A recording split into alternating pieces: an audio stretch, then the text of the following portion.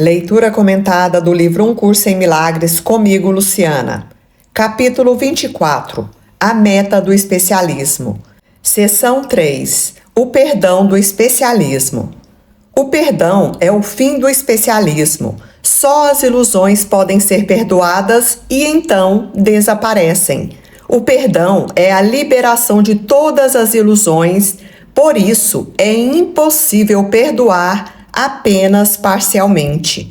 Ninguém que se agarre a uma ilusão pode ver a si mesmo sem pecado, pois mantém para si um erro como algo que ainda é belo. E assim, ele o chama de imperdoável e faz com que seja um pecado. Desse modo, para essas pessoas que acreditam na ideia de pecado, no especialismo, que ouvem a voz do ego, qualquer erro é inexistente, porque eles acreditam somente no pecado. A outra pessoa ou ela mesma não erra, e sim comete pecados. Como pode, então, dar o seu perdão totalmente se não quer recebê-lo para si mesmo? Pois é certo que receberia totalmente no instante que assim o desse. Tudo o que eu dou é dado a mim mesmo, então se eu consigo perdoar, nessa mesma medida, eu também receberei o perdão, eu serei perdoado. E desse modo, sua culpa secreta desapareceria, perdoada por ele próprio. Qualquer que seja a forma de especialismo que você ainda alimente, fez o pecado. Nesse sentido, o pecado fica inviolado, fortemente defendido, com todo o seu cômico poder contra a vontade de Deus. E assim, ele fica contra você, o teu inimigo, não o inimigo de Deus. Desse modo, ele parece te dividir, te afastando de Deus e assim fazer com que você seja separado de Deus como defensor do pecado. Você quer proteger o que Deus não criou? E, no entanto, esse ídolo que parece te dar poder o levou embora. Então, quando a gente entra nessa ideia de especialismo, que é um ídolo pra gente, né? Seja ele em que nível for, aí nós nos separamos de Deus e do outro. E não podemos nos esquecer que o outro seria o nosso Salvador. Mas quando eu me vejo ou melhor, ou pior, ou mais poderoso, ou mais bonito, ou menos, né? Porque sempre o especialismo vai nos colocar em determinadas direções. Aí eu estou separada de Deus e do outro. Pois deu a ele o direito que o seu irmão recebeu ao nascer, deixando-o sozinho e sem perdão, e a ti mesmo no pecado ao seu lado, ambos na miséria, diante do ídolo que não pode salvá-los. Não é você que é tão vulnerável e aberta ao ataque, que apenas uma palavra, um pequeno sussurro do qual não goste, uma circunstância que não te agrade ou um acontecimento que não antecipou, pode transformar o teu mundo e te lançar no caos. A verdade não é frágil. Então essa ilusão do que a gente pensa que a gente é que é frágil, é que é vulnerável, é que está aberta ao ataque, é que com apenas uma palavra, um sussurro do qual a gente não goste, já cria uma circunstância, já cria uma desavença. Nós não somos esse ser manifestado na personalidade. Nós estamos aqui experienciando a vida humana. Ilusões deixam a verdade perfeitamente intocada e imperturbada. Mas o especialismo não é a verdade em você. Ele pode ser posto em desequilíbrio por qualquer coisa. O que repousa no nada nunca pode ser estável. Não importa o quanto ele possa parecer grande e superinflado, ainda assim não pode deixar de balançar, virar e rodopiar por aí com cada brisa. Isso aí tudo é o retrato da nossa personalidade e também do ego. Ambas energias que podem ser afetadas por qualquer leve brisa, qualquer pequeno sussurro que a gente não goste, qualquer circunstância que nos desagrade. Isso tudo é o sistema de afetação, né? De se sentir afetado, de se sentir machucado, de se sentir atacado. Por isso o autoconhecimento, o autocontrole é muito importante para que a gente vá superando cada vez mais a nossa personalidade humana. Sem fundamento, coisa alguma é segura. Deus deixaria o seu filho em um estado no qual a segurança não tem sentido? E olha a resposta para essa pergunta. Não, o seu filho está a salvo, repousando nele. Nós descansamos em Deus o tempo inteiro. É o seu especialismo que é atacado por todas as coisas que caminham e respiram, rastejam ou se arrastam ou simplesmente vivem. Olha só, gente, então é a nossa personalidade que se sente atacada o tempo inteiro por todas as coisas que caminham e respiram, rastejam ou se arrastam ou que simplesmente viva. Por todos os seres humanos, seres animais, eu digo até a própria natureza. Nada está a salvo do seu ataque e ele não está a salvo de nada, porque por atacar o mundo, por se achar em algum nível de especialismo, aí ele também será atacado. Por isso que falou aqui, ele não está a salvo de nada.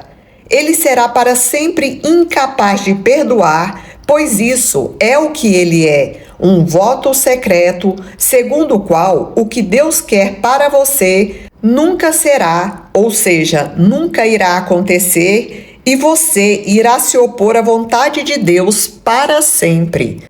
Também não é possível que as duas vontades, ou seja, a nossa e a de Deus, jamais venham a ser a mesma enquanto o especialismo estiver entre elas, como a espada flamejante da morte, fazendo com que sejam inimigas, fazendo com que a nossa vontade e a vontade de Deus sejam completamente opostas. Então, não é possível unir a nossa vontade com a vontade do próprio Criador enquanto existir qualquer vestígio de especialismo no nosso ser. Deus pede o seu perdão. Ele não quer nenhuma separação como uma vontade alheia surgindo entre o que é a vontade dele para você e o que é a sua própria vontade. Eu vou trazer essa frase de uma outra forma. Deus pede que você perdoe o mundo inteiro e tudo e todos. Ele não quer que a separação se mantenha entre uma vontade alheia, que é a vontade do ego ou da personalidade, que se coloca entre o que é a vontade de Deus e a nossa própria vontade. Elas são a mesma, pois nenhuma das duas quer o especialismo. As duas vontades, o nosso ser crístico, tem a mesma vontade do nosso Criador. Como poderiam querer a morte do próprio amor? No entanto, são impotentes para atacar as ilusões. Elas não são corpos. Como uma única mente, esperam que todas as ilusões lhes sejam trazidas e deixadas para trás. Que bonito, né? Então, repete aqui novamente. Como uma única mente, está esperando que a gente abra mão das ilusões e que essas ilusões sejam deixadas para trás. A salvação não desafia nem mesmo a morte, e o próprio Deus, que sabe que a morte não é a sua vontade, tem que dizer: seja feita a tua vontade, porque tu pensas que é. Olha que interessante isso daqui. O próprio Deus, como ele nos deu o livre-arbítrio, se a gente está escolhendo o ataque, a ideia de pecado, as ilusões, o especialismo, a separação, ele simplesmente diz: seja feita a sua vontade. Por quê? Porque a gente pensa que é um corpo físico. Nós nos esquecemos da nossa essência espiritual. Perdoa o grande Criador do universo, a fonte da vida, do amor e da santidade, o Pai perfeito de um Filho perfeito, pelas tuas ilusões do seu especialismo. Que incrível! Eu entendo que o título dessa sessão é o perdão do especialismo exatamente por isso. Para trazer à nossa consciência que devemos perdoar todos os erros, todos os enganos, todos os equívocos, todo tipo de especialismo que a gente aceitou na nossa vida. Perdoar tanto os nossos, quanto do mundo, quanto dos outros, para que a gente seja livre. E olha como ele continua: aqui está o inferno que você escolheu para ser o teu lar. Deus não escolheu isso para você. Não lhe peça que entre nisso. Trazendo de uma outra forma, não peça a Deus que entre nisso, nessas ilusões, nesse mundo enganoso que a gente mesmo criou para cada um de nós, né? O caminho está bloqueado para o amor e para a salvação. Entretanto, se você quer liberar o seu irmão das profundezas do inferno, terá perdoado aquele está com letra maiúscula, cuja vontade é que você repouse para sempre nos braços da paz, em perfeita segurança e sem o calor e a malícia de um único pensamento de especialismo para frustrar o seu repouso. Eu entendo aqui esse repouso como um estado de consciência chamado paz. Perdoa ao Santíssimo o especialismo que ele não poderia dar e que, em vez disso, você fez. Esse parágrafo é muito interessante, que nos leva a entender assim que nós mesmos, como a manifestação do próprio Criador aqui, com o mesmo poder de criar, ele está pedindo que a gente perdoe o grande Criador do universo, a fonte da vida, do amor, da santidade, o Pai perfeito de um Filho perfeito, que de uma forma oculta está trazendo que a gente perdoe a gente mesmo, cada um de nós nos perdoando.